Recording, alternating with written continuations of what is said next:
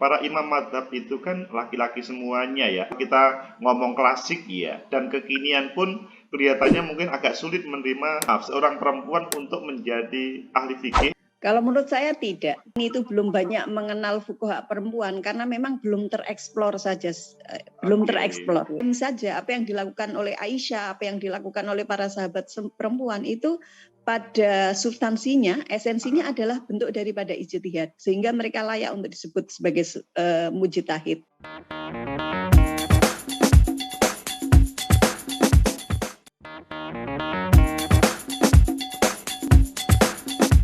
Assalamualaikum warahmatullahi wabarakatuh.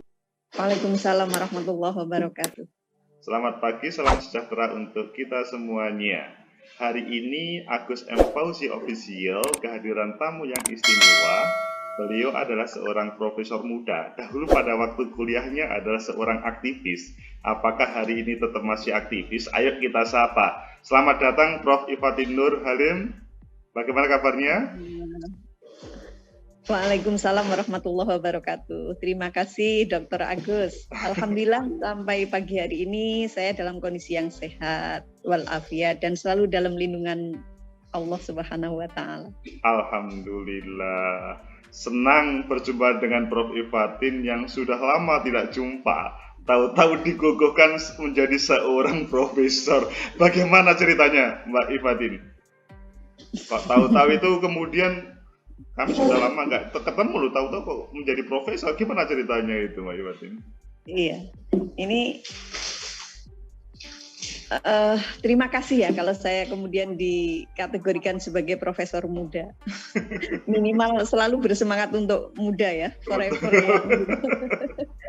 Kalau dari sisi usia, saya mungkin relatif juga tidak muda. Masih banyak sekali di luar sana profesor-profesor muda yang sudah menggapai jabatan tertinggi akademik ini jauh lebih awal dari saya. Kalau dijawab dalam sisi regulasi, maka untuk pencapaian jabatan fungsional tertinggi bagi dosen itu ada banyak ya, Dr. Agus, regulasinya. Di antaranya adalah Undang-Undang Nomor 20 Tahun 2003 tentang Sistem Pendidikan Nasional. Kemudian ada Undang-Undang Nomor 14 Tahun 2005 tentang guru dan dosen, dan ada Permen Pan RB ya waktu itu yang sempat terbit dengan nomor 46 tahun 2013. Di dalamnya mungkin sebagaimana yang kita tahu bersama ada banyak prasyarat atau kualifikasi untuk menjadi seorang profesor atau minimal untuk mengajukan menjadi seorang profesor. Di antaranya adalah memenuhi kualifikasi akademik atau mendapatkan ijazah doktor lah, atau yang sederajat. Nah, yang sederajat ini multi interpretable ya. Tergantung siapa yang menilai mana yang pendidikan apa yang sederajat dengan doktor gitu.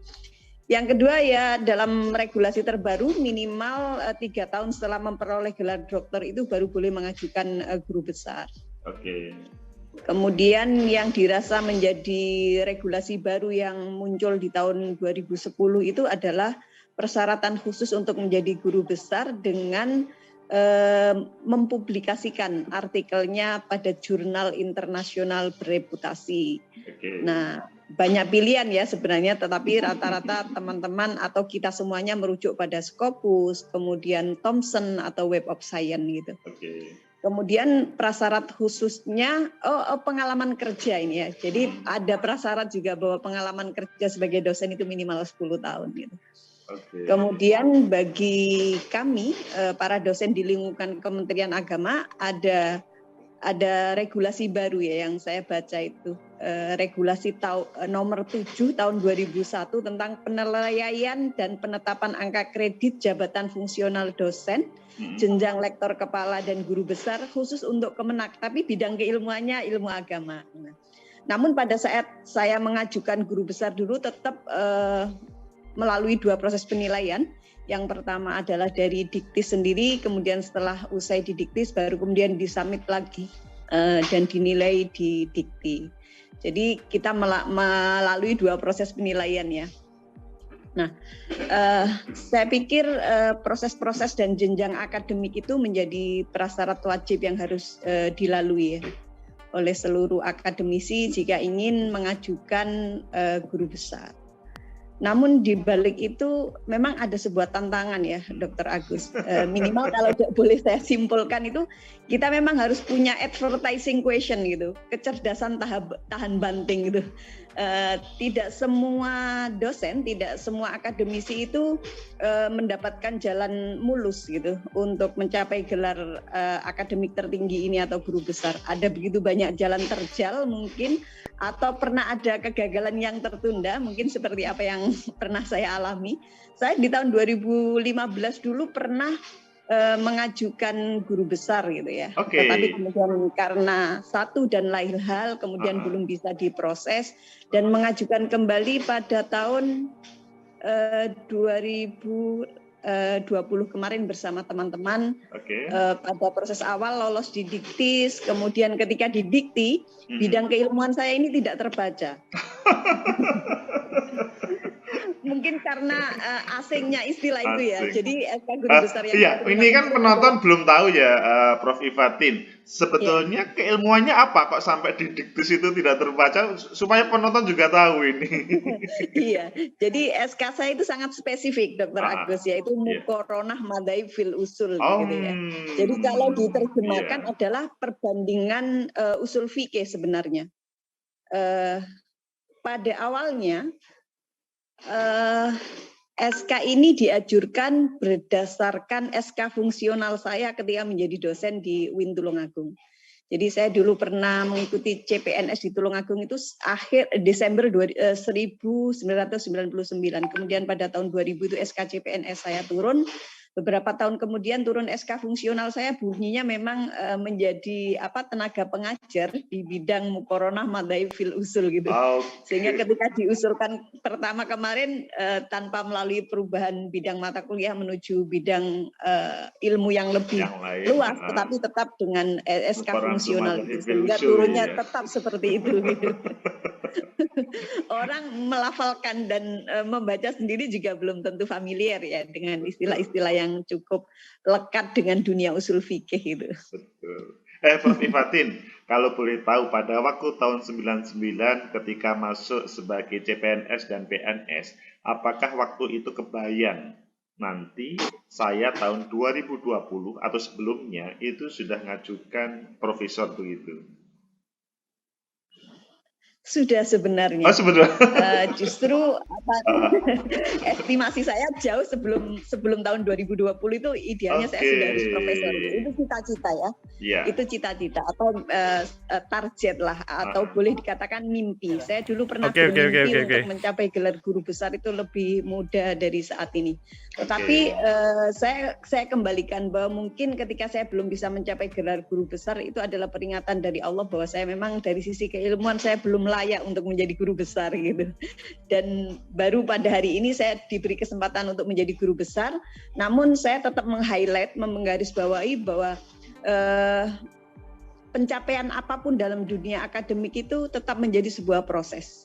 Saya teringat pada pernyataan yang pernah diberikan oleh almarhum Profesor Dr. Harun Nasution, bahwa gelar akademik doktor, profesor, dan lain sebagainya itu bukanlah akhir dari perjuangan akademisi, tetapi itu adalah starting point awal atau langkah awal untuk menuju akademisi yang lebih baik lagi. Wah, menarik ini sebagai starting awal untuk menuju akademisi yang sebenarnya. Menjadi akademisi sejati. Sejati ya. Jadi para penonton ini pasti mereka yang menjadi akademisi pasti tertantang. Wah, kalau begitu saya belum apa-apanya kalau begitu.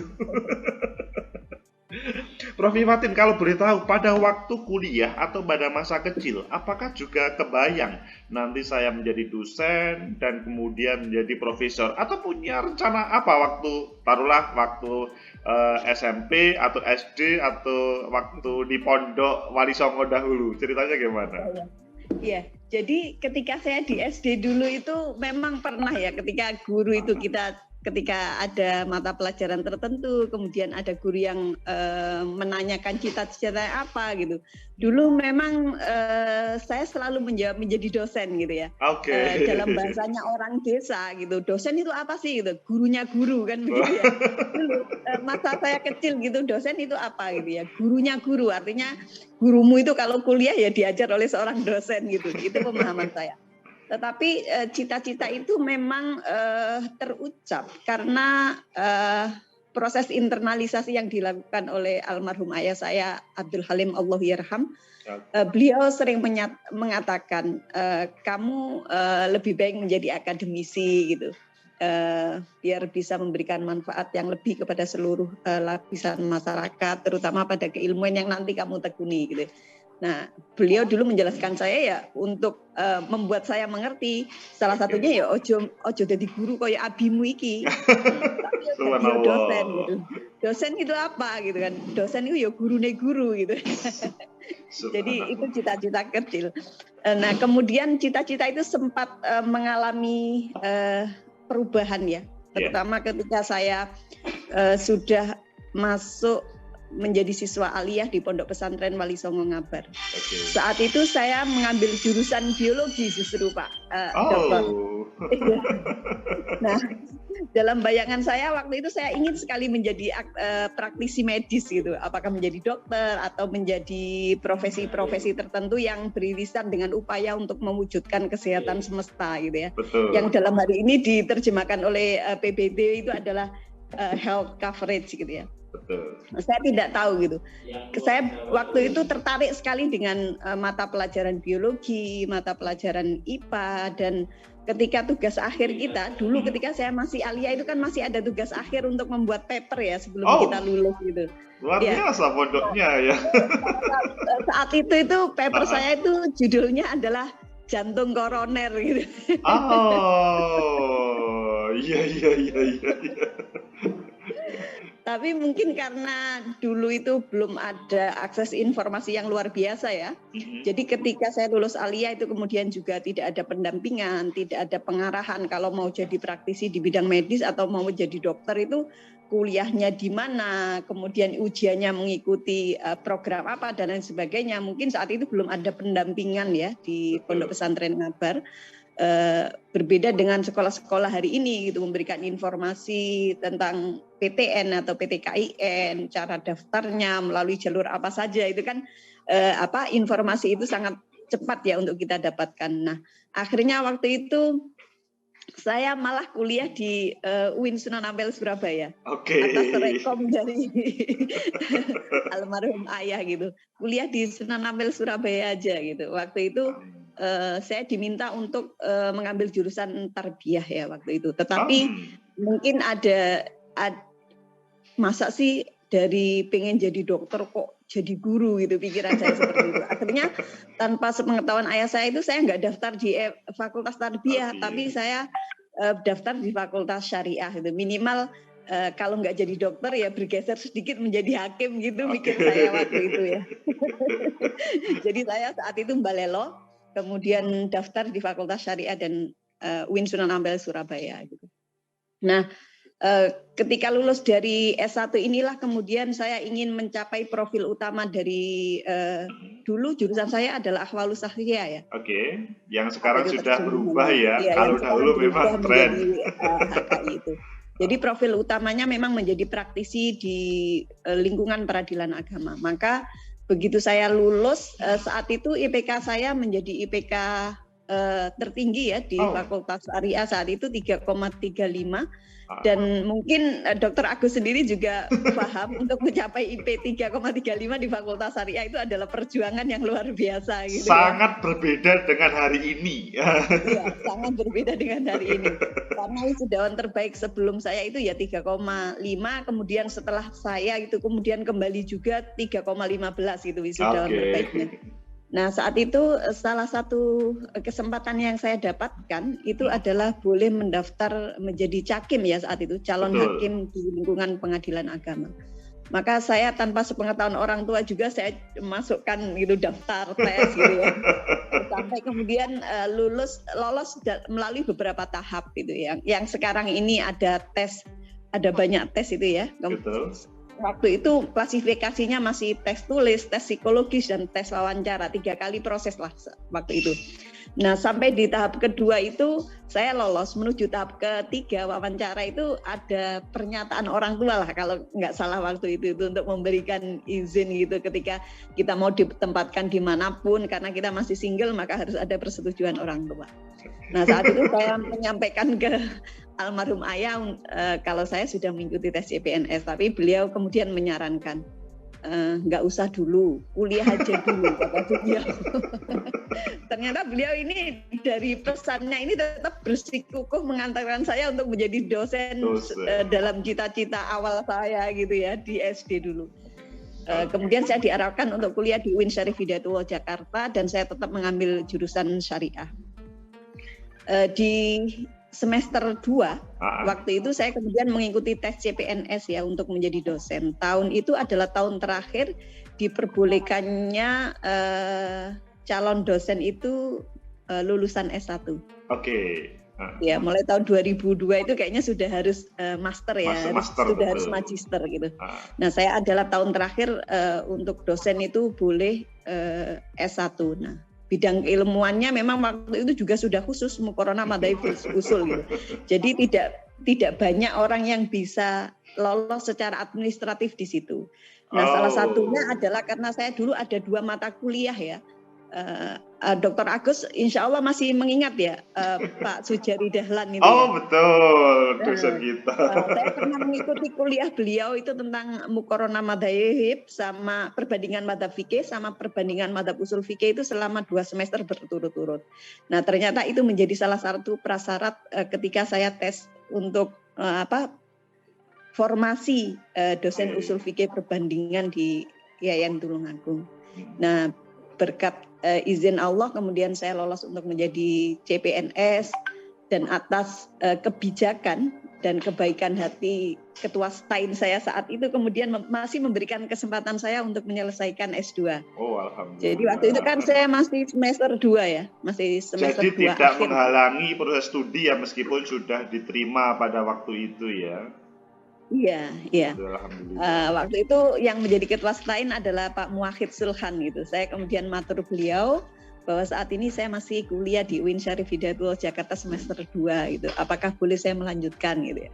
Ternyata beliau mengizinkan. Nah, setelah selesai master saya kok masih pingin ya kuliah lagi gitu. Biasa ini. Akhirnya saya ikut kuliah juga di program doktor itu. Setelah saya tes, kemudian saya menyempatkan diri untuk ke Yayan Tulungagung ya, mengabdi beberapa bulan. Kemudian setelah pengumuman saya menyampaikan kembali kepada beliau Pak Muwahhid Sulhan almarhum. Saya sampaikan saya lulus untuk kuliah di UIN Syahid gitu waktu itu. Dan dengan kebijakan beliau saya kembali diizinkan untuk kuliah.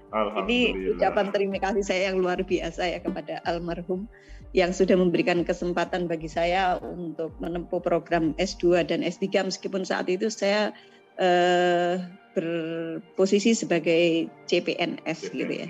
Jadi saya diberikan kesempatan untuk mengikuti apa itu Pak Dokter Prajab dan lain sebagainya itu di Jakarta. Biasanya kan Jakarta, memang hal itu Mbak Prof Ifatin kadang-kadang kalau pejabatnya itu agak rumit, kalau masih Prajab atau masih CPNS itu tidak boleh studi dan lain-lainnya. Memang betul. Iya. Belum ada peraturan Pak Dokter. Belum ada peraturan kayaknya ya baru pada beberapa tahun belakangan setelah saya menjadi CPNS dan sudah menyelesaikan program doktor itu kayaknya kemudian ada aturan yang rigid bahwa CPNS itu belum diperbolehkan untuk studi lanjut begitu ya. Prof Ifatin, zigzag terkait dengan cita-cita memang asik juga ya, mulai dari rencana dosen, calon dokter, calon hakim, akhirnya terakhir di dosen dan selanjutnya di akademis, maksudnya sebagai profesor puncak dari terkait dengan jabatan akademis. Tetapi yang jadi masalah Prof. Ifatin, masalahnya adalah muqaranatul madzhab fil usul. Saya saja sebagai laki-laki itu kelihatannya kok, wow, ini kan keilmuan yang kelihatannya sangat berat. Apalagi Prof. Ifatin kan seorang perempuan. Apakah hal itu tidak menjadi kendala untuk menjadi atau memangkul atau dengan keilmuan itu, Bro? Kayaknya pertanyaannya jangan untuk perempuan deh. Bertanya apakah itu terlalu berat untuk seorang perempuan gitu. Artinya bahwa profesor itu ini pertanyaan apakah ini berat untuk seorang akademisi gitu ya. Iya, mohon maaf ini pertanyaannya. Baik.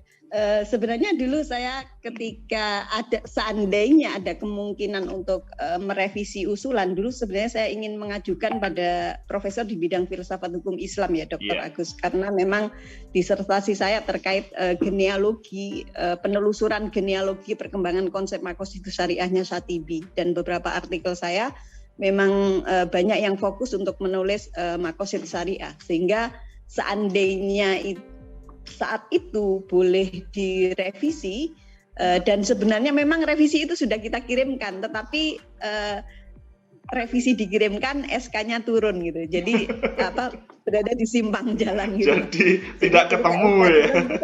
Ya inilah karir akademik tertinggi saya, yaitu di bidang muqaranah madzhab fil usul gitu ya. Tentu saja pencapaian gelar akademik tertinggi bagi semua orang itu membutuhkan effort ya, membutuhkan usaha yang lebih gitu.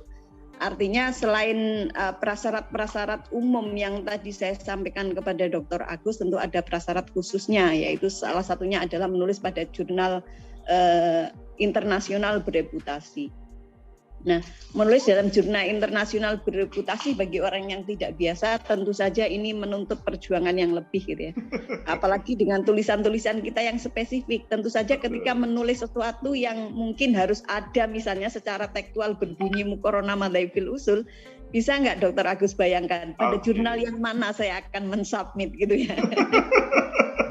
Super sulit spesifik. Betul. Oleh karena itu ketika saya kemudian menulis itu, substansi kajiannya memang selalu saya arahkan pada dua konsepsi besar, yaitu muqaranah madzhab fil usul dan juga maqasid syariah. Termasuk juga artikel yang kemudian menghantarkan saya pada pencapaian gelar akademik tertinggi ini adalah telaah dan analisis kritis saya terhadap perkembangan postgender yang saya lihat dalam perspektif maqasid syariah. Kemudian yang kedua adalah bagaimana kemudian mengatasi disintegrasi bangsa ini dengan pendekatan maqasid, atau mengedepankan bagaimana membumikan the beauty of Islam itu dalam kehidupan yang multikultural ini.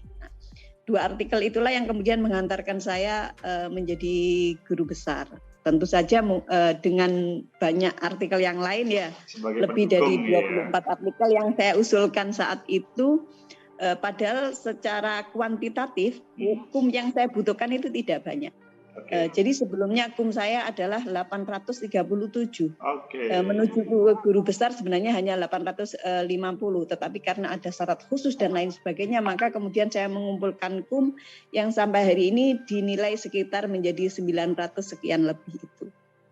Nah, sebenarnya seperti yang saya katakan, bahwasanya guru besar ini adalah proses awal kita untuk membentuk atau memilih personifikasi akademik sejati seperti apa yang ingin kita tampilkan gitu.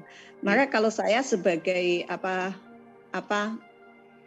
guru besar di bidang muqaranah madzhab fil usul, ya ada banyak hal ya yang ingin menjadi goal atau tujuan ketika pembelajaran usul fikih perbandingan atau muqaranah madzhab fil usul ini kita berikan kepada seluruh mahasiswa khususnya serta masyarakat umum serta masyarakat pada umumnya, bahwa sebenarnya keilmuan ini akan memberikan substansi yang luar biasa. Salah satunya adalah menghantarkan umat Islam itu untuk bersikap moderat dan lain sebagainya. Karena secara tekstual mata kuliah ini sebenarnya mampu membuka cakrawala pandang kita untuk melihat, oh ternyata dalam lintasan sejarah hukum Islam pun ada begitu banyak perbedaan mazhab. Tetapi kenapa ya saat itu para ulama itu seakan-akan, kalau boleh saya sederhanakan, biarkan berbeda, kan begitu ya? Karena menurut saya tidak ada pertikaian mazhab saat itu. Tapi kemudian kenapa saat ini ketika kita sendiri bukan menjadi seseorang yang dinisbahkan sebagai imam mazhab, justru begitu berseteru. Nah, kita ini harus kembali kepada khitah awal para ulama ketika memberikan fatwa dan lain sebagainya, maka mereka tidak pernah bertujuan untuk melembagakan mazhabnya atau mendirikan mazhabnya. Tidak seperti partai politik hari ini kan memang dengan sengaja punya tim khusus dan lain sebagainya, menyusun ini dan lain sebagainya. Kalau para imam mazhab dulu kan tidak, mereka mengalir, memberikan fatwa, kemudian para pengikutnya, para muridnya yang kemudian melembagakan fatwa-fatwa mereka menjadi dan menisbahkan menjadi mazhab-mazhab tertentu. Prof. Ifatin, saya tadi itu kan pertanyaan saya ketika ada agak menyinggung perempuan tadi, sebetulnya pada posisi itulah maksudnya para imam mazhab itu kan laki-laki semuanya ya, ahli-ahli fikih itu laki-laki semuanya. Maksudnya kalau kita ngomong klasik ya, dan kekinian pun kelihatannya mungkin agak sulit menerima, mohon maaf, seorang perempuan untuk menjadi ahli fikih, memproduk sebuah hukum Islam dari seorang perempuan. Sekali lagi, apakah hal ini kemudian menjadi masalah atau tidak pada kesempatan ini?